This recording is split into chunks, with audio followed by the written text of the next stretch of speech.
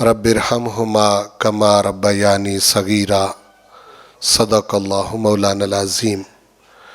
ان اللہ و ملائکتہ یصلون علی النبی یا ایہا الذین آمنوا صلوا علیہ وسلموا تسلیما۔ اللہم صلی علی سیدنا و مولانا محمد وعلی آل سیدنا و مولانا محمد واصحاب سیدنا و مولانا محمد وبارک وسلم علیہ۔ الصلاۃ والسلام علیک یا سیدی یا رسول اللہ وعلی آلک واصحابک یا سیدی یا حبیب اللہ۔ الصلاۃ والسلام علیک یا سیدی یا شفیع المذنبین وعلی آلک واصحابک یا سیدی یا رحمۃ للعالمین۔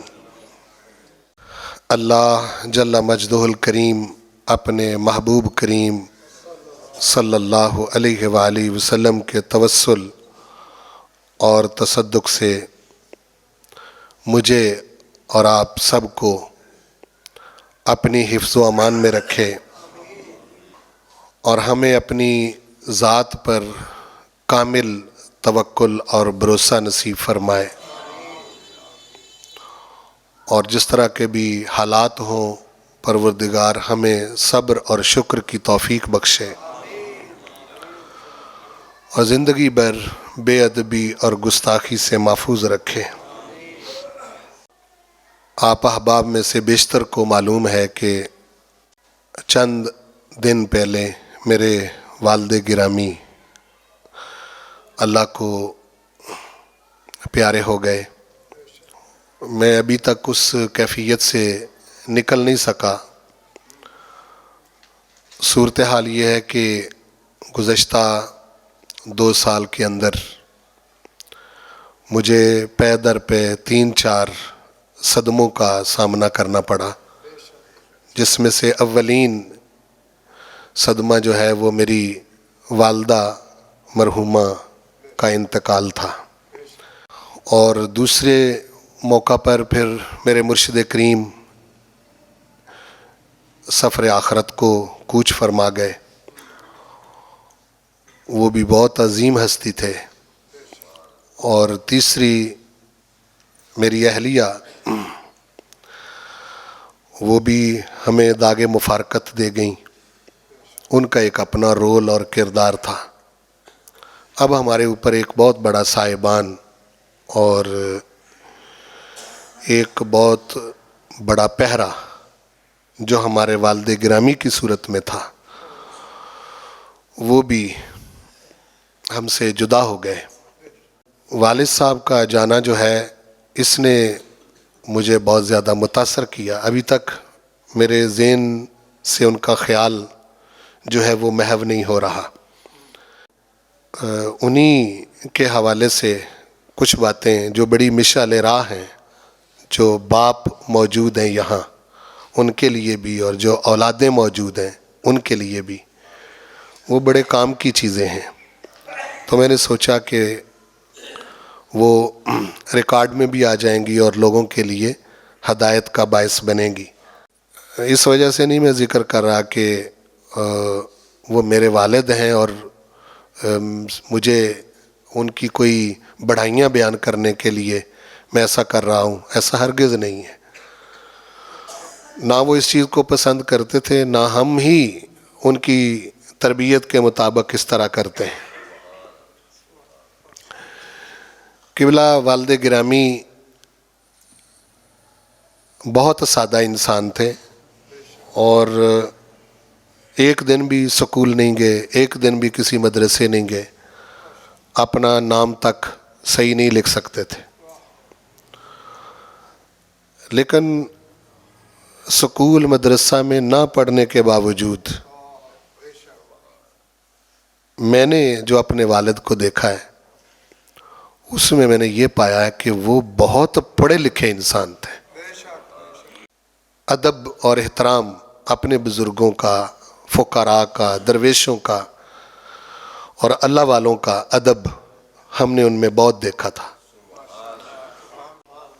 اس کی وجہ سے ان کے اندر ایک خاص کیفیت تھی، وہ حلال اور حرام کی تمیز تھی۔ ساری زندگی انہوں نے جو کام کیا، ہماری والدہ بھی ہمیں بتایا کرتی تھی کہ آپ کے والد نے شبے والا پیسہ بھی گھر میں نہیں لے کر آئے، اور نہایت قناعت پسند طبیعت تھی، یعنی ضرورتیں تو انسان کو پڑتی رہتی ہیں، لیکن کبھی ایسا نہیں ہوا کہ انہوں نے قرض اٹھایا ہو۔ یہ میں باتیں اس لیے عرض کر رہا ہوں کہ بہت ساری ایسی چیزیں ہوتی ہیں کہ انسان سمجھتا ہے کہ شاید تعلیم کے ساتھ آتی ہیں، لیکن یہ اللہ کا فضل اور اس کی رحمت ہوتی ہے۔ میں اپنے بھائیوں میں بیٹھا یہ بات کر رہا تھا کہ یار ہمارے والد گرامی کے اندر کوئی تو خاص بات ایسی تھی کہ انہوں نے اپنی زندگی میں اپنی نسل میں 20 حافظ قرآن دیکھے ہیں، مجھ سے لے کے اپنے پوتوں، نواسوں، پوتیوں کے اندر۔ تو اس کی اصل چیز جو ہے وہ ان کے حلال حرام کی جو ہے تمیز، بڑے سے بڑا آدمی پریکٹس کر کے بھی بڑی مشکل سے جو ہے وہ ایسا کر سکتا ہے۔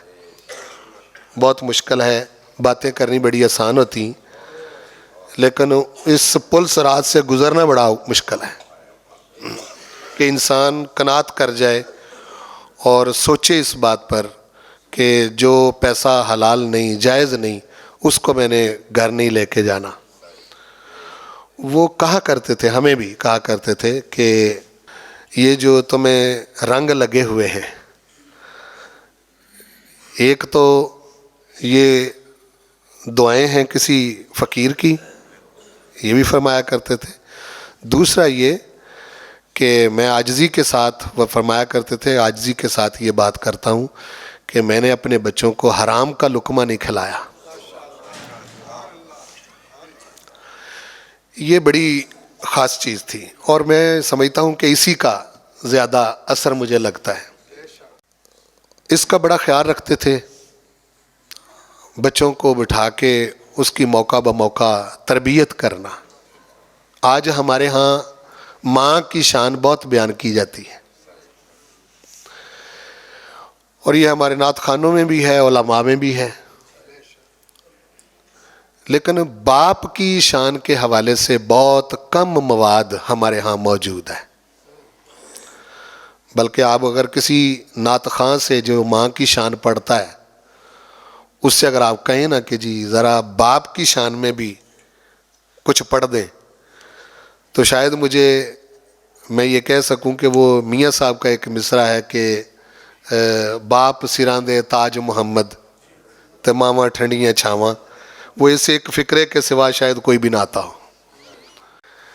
حالانکہ اگر ماں ٹھنڈی چھاں ہے تو ٹھنڈی چھاؤں جو ہے، اگر آپ اس کی مثال، تمثیل، مشابہت کی صورت میں بھی لیں تو وہ کسی درخت کے پتوں کی ہی ہوتی ہے نا۔ کیوں بھائی درخت کے پتے ہوں گے تو وہی چھاؤں بنائیں گے، ٹھنڈی چھاؤں۔ تو اگر درمیان میں تنا ہی نہ ہو تو پتے کہاں سے ہوں گے؟ وہ جو تنا ہے وہ باپ ہے، وہ جو تنا ہے نا وہ باپ ہے۔ باپ کا سایہ اگر خاندان کے سر پر رہے تو اس خاندان کے اندر یتیمی کا جو احساس ہے وہ بچوں کے اندر نہیں آتا، اور ایک عورت کے لیے بیوگی کا جو تصور ہے، بیوہ ہونے کا، وہ نہیں ہوتا۔ یہ دونوں ہی بڑے مشکل مرحلے ہیں، یتیم ہونا اور کسی عورت کے لیے بیوہ ہونا۔ یہ ان سے پوچھیں جن کے سر سے یہ سایہ اٹھ گیا ہو، اور پتہ تو کوئی نہیں معلوم ہوتا کہ پروردگار کس وقت اس دنیا سے کس کو لے جاتا ہے، اس کے ہاں متعین بات ہے، جانا ہے سب نے۔ لیکن بہرحال باپ ایک خاندان کی بہت اتھارٹی اور بہت بڑی چیز ہوتا ہے جس کو اگر دیکھا جائے تو اس کے ہونے سے خاندان اکٹھا رہتا ہے.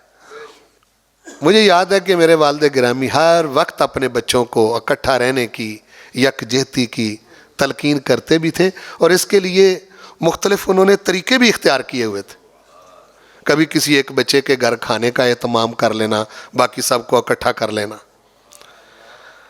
اب میں ایک بات آپ کو بتانے لگا ہوں. یہ میرے ہاں تعزیت کے لیے بڑے بڑے جید علماء آئے، تو علماء کہنے لگے کہ یہ تو بڑے بڑے پڑھے لکھے ہوئے لوگوں کو بھی یہ طریقہ معلوم نہیں جو تمہارے والد کو معلوم ہے. اب وہ کیا کرتے ہیں کہ مثلا مجھے، ہم 5 بھائی ہیں، 5 اللہ کے فضل سے حافظ قرآن ہیں. تو والد گرامی مجھے کہتے کہ بھائی 15 دن بعد یا ہفتے بعد تیرے گھر میں کھانا ہے سب کا. وہ اکٹھا کر لیتے. ایک وقت تک یہ سلسلہ چلتا رہا. تو وہ پہلے بتا دیتے کہ جی 3 پارے یا 4 پارے یا 5 پارے، حتیٰ کہ 10 پاروں تک بھی یہ مرحلہ گیا کہ یہ تو ہم نے یاد کر کے آنے. جہاں اکٹھا کرنا ہے اتنے پارے قرآن پاک کے یاد کر کے آنے. تو وہ بھائی یاد کر کے آتے، میں بھی اس میں شامل ہوتا تھا. تو پھر وہ ایک برتن کے اندر پرچیاں بنا کے ڈال لیتے. مثلا پہلا پارا، پہلا ربع، پہلا پارا دوسرا ربع، پہلا پارا تیسرا ربع، پہلا پارا چوتھا ربع. اس طرح سے ایک پارے کی 4 پرچیاں، اور 5 اگر پارے ہوں تو اس کی 20 پرچیاں بن جاتی. ان کو خود ہی ایک برتن میں وہ ملا جلا دینا. تو مغرب کی نماز کے بعد یہ سلسلہ شروع ہوتا. تو وہ ہم میں سے کسی کو کہتے کہ یہ پرچی ایک اٹھاؤ. وہ اٹھاتے. 20 پرچیوں میں سے اس پر جون سا قرآن مجید کا حصہ لکھا ہوتا تھا تو آگے مصلی ڈال کے اس کو آگے کھڑا کر دیتے. خود پیچھے بچوں میں کھڑے ہو کے، باقی 4 بھائیوں کے درمیان کھڑے ہو کے، تو نفلوں کے اندر وہ پارا انہوں نے سننا ہوتا تھا. اور جب وہ سلسلہ گزر جاتا تو پھر دوسرے بھائی کو کہتے کہ اب آپ پرچی اٹھائیں. اس پہ جو پارا لکھا ہوتا پھر وہ پڑھتا آگے کھڑے ہو کے. تو یہ 1.25 پارا جو ہے پڑھا جاتا. تقریباً مغرب سے عشاء تک ایک پارا پڑھا جاتا، اور پھر بعض اوقات ایسا ہوتا کہ عشاء کی نماز کے بعد جو ربع بچ گیا اس کو پڑھا جاتا. پھر اس کو پڑھنے کے بعد جو کچھ بھائیوں نے پڑھا ہوتا تھا وہ سب سے پہلے حضور کی خدمت میں پیش کیا جاتا. اور پھر حضور کی پوری امت، اس امت کے صدیقین، شہداء، صالحین، اولیاء جتنے بھی گزرے ہیں، اور جتنے بھی اس وقت حضور علیہ الصلوۃ والسلام کے امتی اس وقت تک اس دنیا سے رخصت ہو گئے ہوتے، سب کو ایصال ثواب کیا جاتا.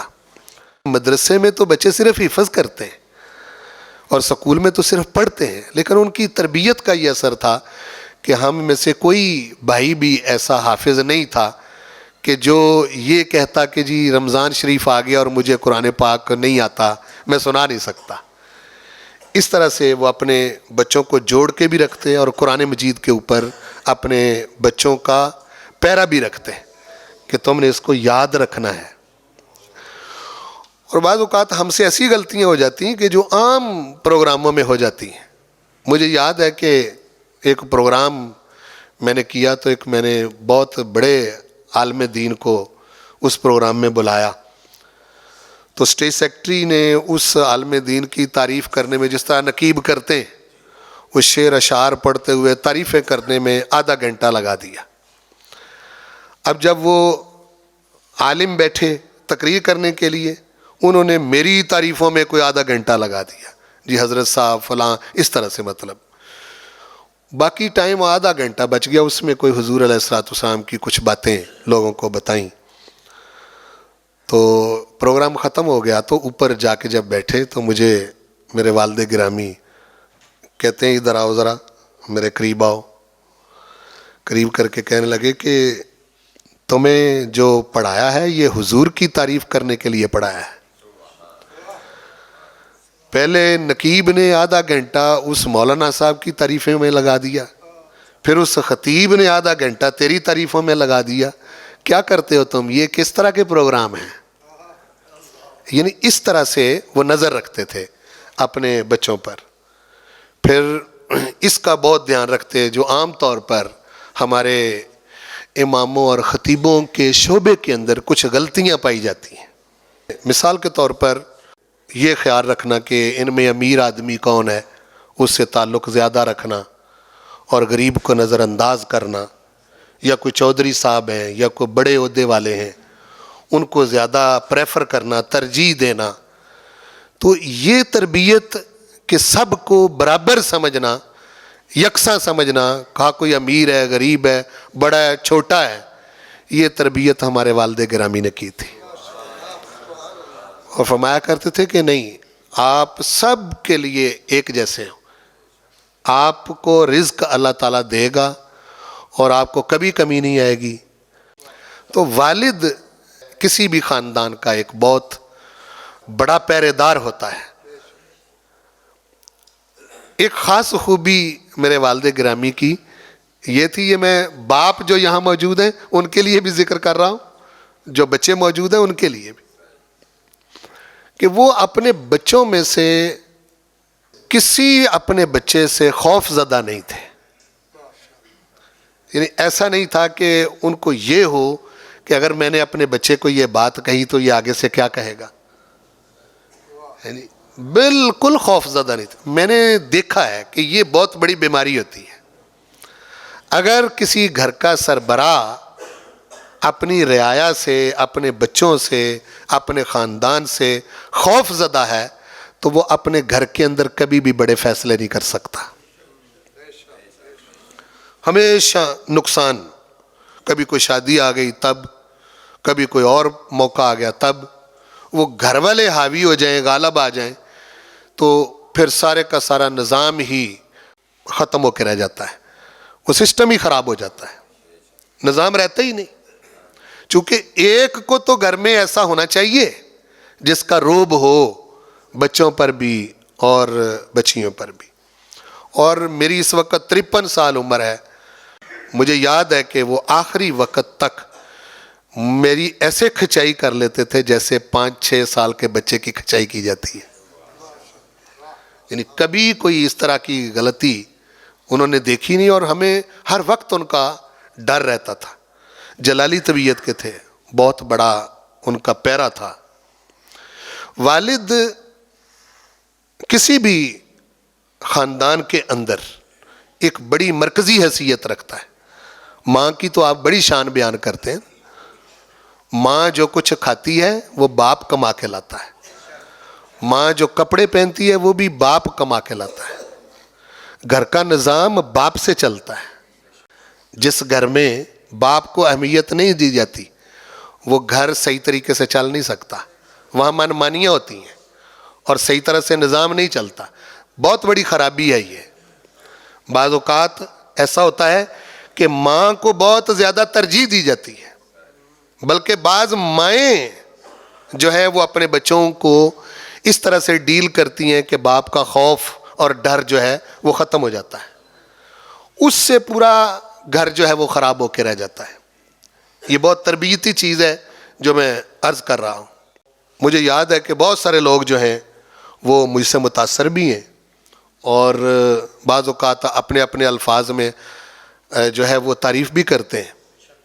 بلکہ کئی ایسی جگہیں موجود ہیں وہاں لوگ میرے پاس آتے ہیں، وہ کہتے ہیں کہ جی اپنے جیسا کوئی بندہ ہمیں دیں، ہمارے علاقے میں اس کی ضرورت ہے. تو ہر کامیاب، اگر میں کسی سطح پر کوئی کامیاب ہوں تو وہ میں نہیں ہوں. وہ میری کوئی حیثیت نہیں ہے. مجھے پتہ ہے من آنم کے من دانم. وہ صرف یہ ہے کہ اس کے پیچھے ایک بہت بڑا پیرا ہے، بہت بڑا پیرا موجود ہے، اور وہ باپ کی صورت میں ہے. سب سے پہلے جتنے بھی لوگ دنیا کے اندر آپ کو کامیاب نظر آتے ہیں، خواہ دنیاوی طور پر، خواہ دینی طور پر، خواہ کسی بھی لحاظ سے، کبھی آپ ان کو پاس بٹھا کے پھول نہ پھولیں اور پوچھیں ان سے کہ یہ کامیابیاں آپ کو کیسے ملی ہیں. یہ کہاں سے ملی ہے کامیابی؟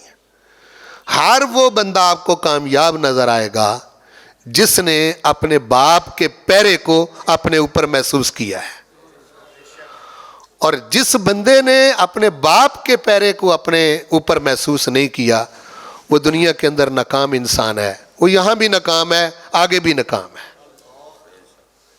اور یہ پیرا، اس میں قرآن مجید کے اندر بھی یہ دلیل موجود ہے۔ ہم تو بہت چھوٹے لوگ ہیں نا، کیا بھائی؟ ہم تو بہت چھوٹے لوگ ہیں، جنہوں نے باپ کی بات نہیں مانی وہ اللہ تعالیٰ کی بارگاہ سے کبھی فیض نہیں پا سکے۔ سب سے بڑی بات دیکھیں، اللہ ہمیں کہہ رہا ہے یا بنی آدم، اے آدم کے بیٹو، ہمیں کہہ رہا ہے یا بنی آدم، اے آدم کے بیٹو، لا یفتننکم الشیطان کما اخرج ابویکم من الجنت ینزع عنہما لباسہما لیریہما سوآتہما انہ یراکم ہو وقبیلہ من حیث لا ترونہم۔ ہمیں مخاطب کر کے اور باقاعدہ اس نسبت سے پکارا ہے، اے آدم کے بیٹو، کئی شیطان تمہیں آزمائشوں اور فتنوں میں مبتلا نہ کر دے۔ یہ وہی شیطان ہے کما اخرج ابویکم، جس نے تمہارے ماں باپ کو جنت سے نکلوایا تھا۔ دیکھو یہ کیوں اس طرح سے منسوب کر کے ہمیں کہہ رہا ہے کہ جو تمہارے باپ کا دشمن ہے وہ تمہارا سگا کیسے ہو سکتا ہے؟ یہ اصول ہے دنیا کے اندر، یاد رکھیں۔ جس کو بھی اپنے قریب کرو، جس سے کاروبار کرو، جس سے اپنے زندگی کے معاملات چلاؤ، اس کی صرف ایک بات چیک کر لو کہ یہ اپنے باپ کا وفادار ہے یا نہیں۔ اگر اپنے باپ کا وفادار ہے تو پھر وہ تمہارے ساتھ بھی وفا کرے گا، اور اگر اپنے باپ کا وفادار نہیں تو پھر مت توقع رکھو اس سے کہ تمہارے ساتھ وفا کرے گا۔ باپ سے بڑھ کر اور تو کوئی چیز ہی نہیں ہے۔ آپ سمجھ رہے ہیں نا جی؟ تو کیا فرمایا، ان الشیطان لکم عدو فاتخذوہ عدوا، شیطان تمہارا دشمن ہے، اس کو دشمن ہی سمجھو۔ یہ تمہارے باپ کا بھی دشمن تھا۔ دیکھو آگے چلیں، 313 رسولوں میں سے بڑی شانوں اور عظمتوں والا رسول حضرت نوح علیہ السلام، ان کا ایک بیٹا باپ کی بات نہ مان کر کافر ہو گیا۔ وہ کہہ رہے ہیں یا بنیا ارکم معنا ولا تکن مع الکافرین، او بیٹا آ جا، کشتی میں سوار ہو جا، ہمارے ساتھ آ جا، اور کافر نہ بن۔ کہہ رہے ہیں کافر نہ بن۔ باپ کی گستاخی، بے ادبی جو ہے وہ انسان کو کسی نہ کسی بڑی بے ادبی کی طرف لے جاتی ہے، بڑی مصیبت کا اس کو سامنا کرنا پڑتا ہے۔ جو اپنے باپوں کے بے ادب اور گستاخ ہوتے ہیں، ان کو معلوم نہیں ہوتا اس وقت جس وقت وہ باپ کی بے ادبی اور گستاخی کر رہے ہوتے ہیں۔ یہ جو باپوں کو نظر انداز کرنے والا سلسلہ ہمارے معاشرے میں پایا جاتا ہے، میں نے اسی لیے تربیتی طور پر آج کی یہ نشست میں یہ گفتگو ضروری سمجھی۔ میں صرف اپنے باپ کی تعریفیں کرنے کے لیے آپ کو یہ بیان نہیں کر رہا، ان کا تو میرے ساتھ ایک تعلق ہے، وہ ایک تو لمبی داستان ہے، میں ایک پوری کتاب لکھوں تو میرے ساتھ جو ان کا تعلق ہے وہ ختم نہیں ہو سکتا۔ جس طرح پل پل پر، روز بروز، موقع بموقع جس طرح انہوں نے ہمارے اوپر پیرا دیا، ایسا کوئی باپ مجھے دور دور تک نظر نہیں آتا۔ بہرحال میں یہ کہتا ہوں کہ چلے ان کو تو یہ سمجھ تھی، آپ کا باپ کیسا ہی ہو، گناہگار ہی کیوں نہ ہو، نہ نماز پڑھتا ہو، نہ حاجی ہو، نہ روزے رکھتا ہو، نہ نیک ہو، نہ صالح ہو، پھر کس نے اجازت دی ہے بے ادبی کرنے کی؟ یعنی باپ کس طرح کا بھی ہو، اجازت تو نہیں ہے کہ اس کی آپ بے ادبی کریں۔ میں اس موقع پر کوئی چند چیزیں لکھ کے لایا ہوں، لکھ کے اس لیے لایا ہوں تاکہ وہ کہیں چونکہ حضور کے ساتھ متعلق چیزیں کہیں آگے پیچھے ہو کے گڑبڑ نہ ہو۔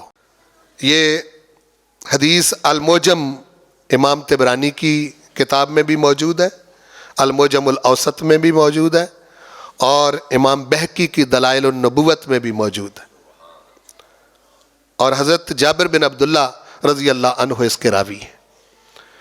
کہتے ہیں کہ حضور علیہ الصلوۃ والسلام کی خدمت میں ایک نوجوان حاضر ہوا۔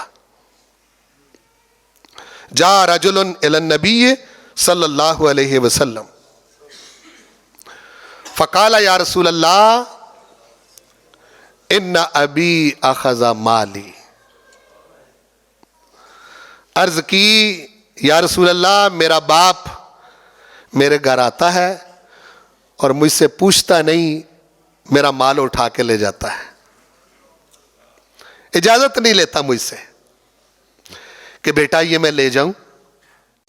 اور مقدمہ کہاں دائر کیا جا رہا ہے؟ حضور کی بارگاہ میں۔ تو نبی کریم صلی اللہ علیہ وسلم نے اس کا مقدمہ سن کر فیصلہ کرنے کی بجائے فقال النبی صلی اللہ علیہ وسلم للرجل، حضور علیہ السلام نے اس آدمی سے کہا اذهب فأتنی بأبیک، گھر جا اپنے باپ کو لے کے آ۔ صرف تیری بات کے اوپر فیصلہ نہیں کیا جائے گا۔ اب اس دوران کہ وہ اپنے باپ کو لینے کے لیے اپنے گھر چلا گیا، یہ دورانیہ ایسا کہ وہ اپنے باپ کو لینے کے لیے چلا گیا، تو نزل جبریل علیہ السلام علی النبی صلی اللہ علیہ وسلم۔ حضور کریم صلی اللہ علیہ وسلم کی خدمت میں جبریل امین حاضر ہوئے۔ فقالا، تو جبریل امین عرض کرتے ہیں ان اللہ یقرئک السلام ویقول، یا رسول اللہ، اللہ آپ کو سلام کہہ رہا ہے اور کہہ رہا ہے، سلام آپ کو کہہ رہا ہے اور کہہ رہا ہے۔ پیارے حبیب، اذا جاءک الشیخ فسلہ عن شیء قالہ فی نفسہ ما سمعتہ اذناہ،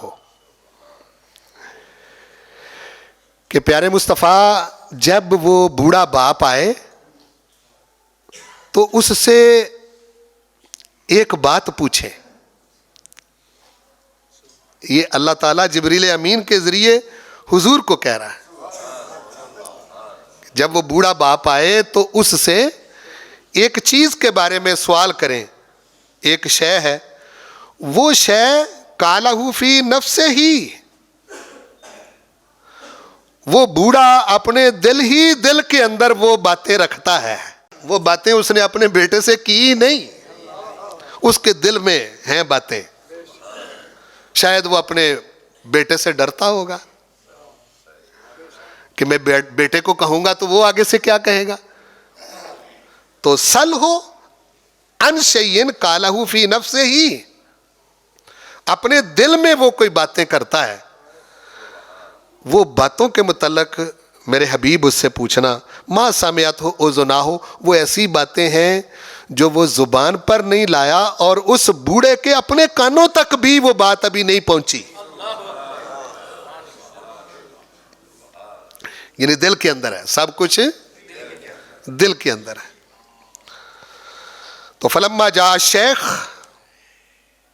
قال لہ النبی صلی اللہ علیہ وسلم، جب وہ بوڑھا باپ آیا تو حضور علیہ السلام نے اس سے کہا ما بالو ابن کا یشکو کا اترید ان تاخذ مالہ، اے بزرگ، یہ تمہارا بیٹا شکایت کر رہا ہے تمہاری، کیا معاملہ ہے اس کا؟ ما بالو، کیا معاملہ ہے اس کا کہ یہ یشکو کا آپ کی شکایت کر رہا ہے کہ آپ بغیر اس کے پوچھے اس کا مال لے لیتے ہیں، اور اس سے پوچھتے بھی نہیں کہ بیٹا میں یہ لے لوں یا نہ لوں، اور لے کے چلے آتے ہو۔ اب اس نے جب یہ بات سنی تو اس نے نا بیٹے کی طرف دیکھا, کہا تو کچھ نہ, لیکن وہ ایسے لگتا ہے, اس کو جو میں سمجھ پایا ہوں, وہ ایسے لگتا ہے کہ جیسے وہ کہہ رہا ہو بیٹے کو, بات تو تیری میری تھی, اتنی بڑی بارگاہ میں لے آیا ہے. ہاں جی, حیا تھی نا حضور کی, بولو نا, حضور کی حیا تھی. کو بیٹا تیرا میرا معاملہ تھا, اتنی بڑی بارگاہ میں لے آیا. یہ میں سمجھ پایا ہوں اس سے. اس نے دیکھا ایسے جیسے کہ یہ کیا کیا ہے تو نے, یہاں آ کے شکایت کی ہے. تو اب سرکار نے جب یہ بات کی تو وہ بوڑھا ابھی کچھ عرض ہی کرنے لگا ہے. تو فقالا, وہ کہہ رہا ہے سل ہو یا رسول اللہ, یا رسول اللہ اس سے پوچھیں ذرا, میرے بیٹے سے پوچھیں کہ حل انفقتہ الا علی اماتہ او خالاتہ او علی نفسی. اس سے پوچھیں کہ وہ جو مال میں لیتا ہوں وہ میں اسی کی پھپھیوں کو ہی دیتا ہوں, اسی کی خالاؤں کو دیتا ہوں, اور میں تو کوئی ضرورت اپنی ہوتی ہے لا نفسی تو پھر اپنے اوپر خرچ کرتا ہوں. دیکھو پھر اس نے یہی بات کی کہ وہ اسی گھر میں آتی ہے, اب میں تو کماتا نہیں ہوں, میں تو بوڑھا ہوں, تو میں اسی کو پھوپھیوں کو دیتا ہوں, اسی کی خالاؤں کو دیتا ہوں, اور کوئی ضرورت ہو تو اعلیٰ نفسی میں اپنے اوپر اس کو خرچ کرتا ہوں. اس کے علاوہ یا رسول اللہ اس سے پوچھیں میں کوئی اور کام کرتا ہوں, سمجھ رہے ہیں, تو اس کے علاوہ میں اور کچھ بھی نہیں کرتا. تو اب چونکہ وہ جبریل امین ایک بات کر کے گئے تھے, تو فقال النبی صلی اللہ علیہ وسلم دعنا من ہذہ, آپ نے فرمایا اے بزرگ, اے اس کے والد, اس بات کو چھوڑو, رہنے دو اس کو. بتاؤ, اخبرنا عن شیء قلتہ فی نفسک ما سمعتہ اذناک. اے بوڑھے, ہمیں وہ بات بتا جو تیرے دل میں ہے, جو ابھی بات تیرے کانوں تک نہیں پہنچی, وہ بات تیرے کانوں نے بھی نہیں سنی, دل کے اندر ہی ہے, یعنی زبان پر تو نہیں لایا, وہ بات ہمیں بتا. فقال الشیخ واللہ یا رسول اللہ, وہ بزرگ کہنے لگے اللہ کی قسم یا رسول اللہ, اللہ اکبر, ما یزال اللہ یزیدک بک یقینا. آپ کیسے عظیم ہیں اور آپ کا رب کتنا عظیم ہے کہ بات تو میرے دل میں ہے اور اللہ نے آپ کو بتا بھی دی ہے. اب جب جبریل امین حضور کی بارگاہ میں آ کے یہ بات کر رہے ہیں, ہاں جی, تو اللہ کو معلوم تو ہے نا بوڑھے باپ کے دل میں کیا ہے. تو اب اس بات کا پہلے, چونکہ بہت ذہین آدمی تھا اور شاعر تھا, یعنی فی البدی شعر کہنے والا تھا, تو کہنے لگا ما یزال اللہ یزیدک بک یقینا, یا رسول اللہ یقیناً آپ کو یہ بات اللہ نے بتائی ہے, ورنہ وہ میری ہی بات ہے, میرے ہی دل میں ہے, میرے سوا کوئی نہیں جانتا. قلت فی نفسی شیئا, بالکل میں اپنے دل میں ایک بات رکھتا ہوں, ما سمعتہ اذنایا, میرے کانوں نے بھی وہ میری بات نہیں سنی, میرے دل میں ہے.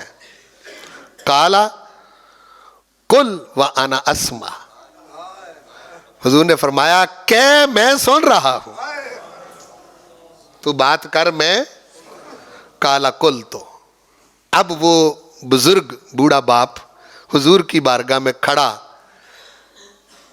اپنی بات کرنے لگا ہے, اور وہ شعروں کی صورت میں کی اس نے. کہتے غزوتک مولودا ومنتک یافعا تحل بما اجنی علیک وتنحل. بیٹے کو مخاطب کر کے کہتا ہے کہ جب تو چھوٹا سا تھا تو اس وقت میں نے تجھے خوراک دے کے پالا ہے. آج تو شکایت لے کے حضور کی بارگاہ میں آیا ہے کہ میرے پوچھے بغیر یہ مال لے آتا ہے. غزوتک مولودن، تو بچہ تھا جس وقت میں نے تجھے غذا دے کے پالا ہے. جس وقت میں نے تجھے پالا ہے اس وقت میں جوان تھا اور میں نے تیری ساری ذمہ داری اٹھائی. اپنی جوانی میں بیٹے میں نے ساری تیری ذمہ داری اٹھائی ہے.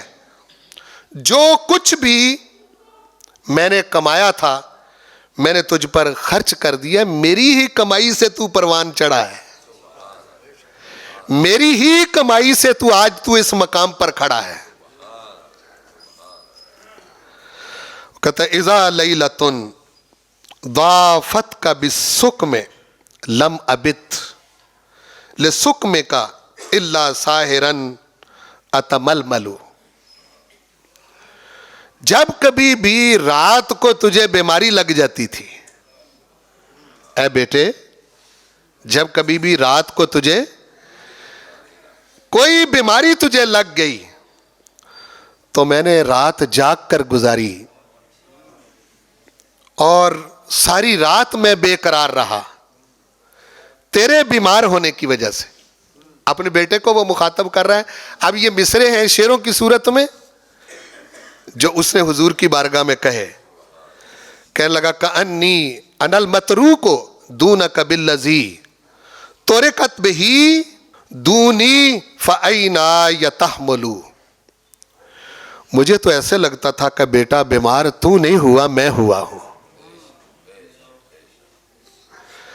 جب میں اس حال میں ہوتا تو پھر تیری بیماری دیکھ دیکھ کر ساری رات میری آنکھیں آنسو بہاتی رہتی تھی کہ یا اللہ کسی طریقے سے میرے بچے کو شفا دے دے. تخاف الردى نفسی علیک وانہا لتعلم ان الموت وقت مؤجل. کہتے ہیں کہ میرا دل تیرے بارے میں ڈرتا تھا کہ کہیں میرا بچہ ماری نہ جائے.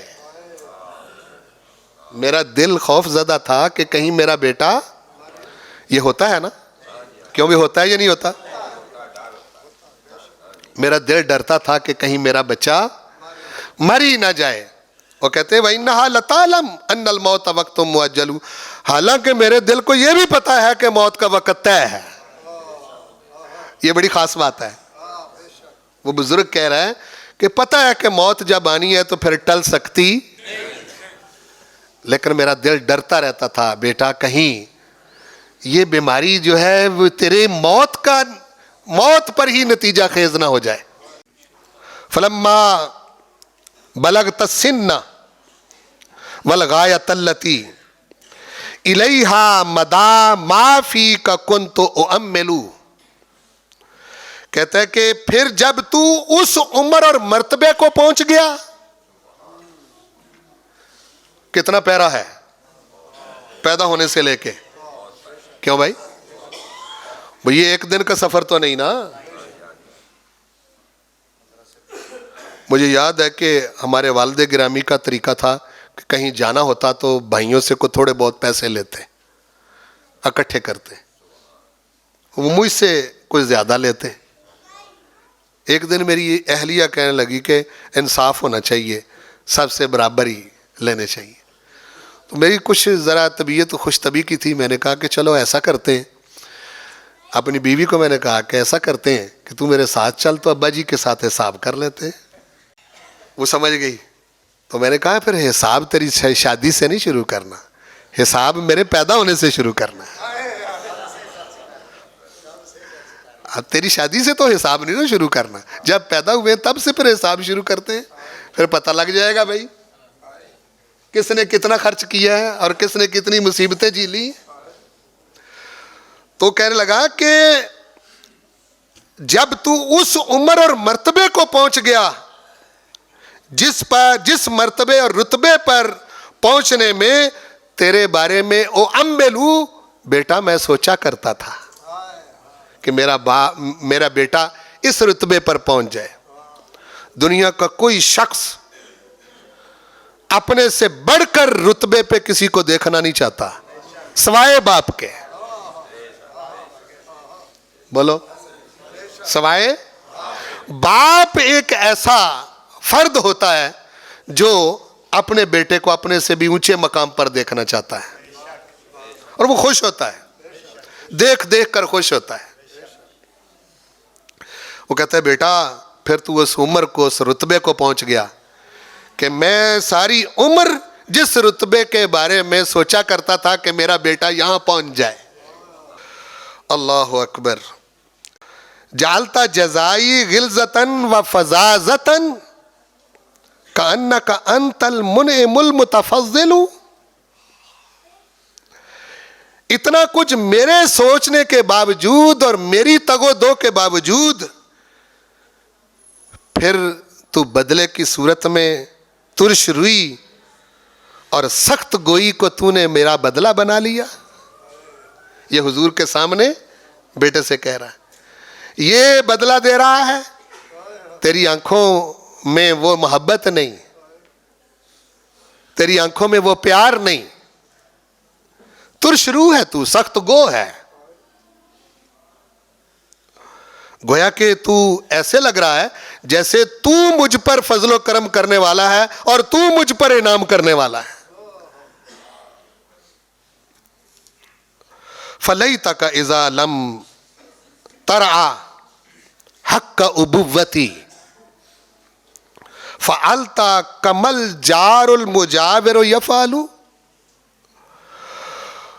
ओ बेटा, जब तुझसे मेरे बाप होने का हक अदा नहीं हो सका,